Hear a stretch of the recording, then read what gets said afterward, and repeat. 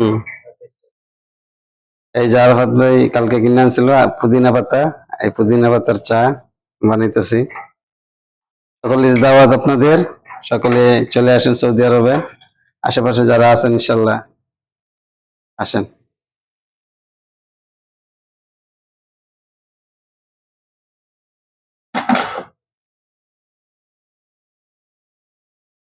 আপনার রুমের ব্যাপারে বলেন, এখানে কি করা হয়? হুম? এটা এখানে যে রুমটা দেখতেছেন, এখানে কি করা হয়?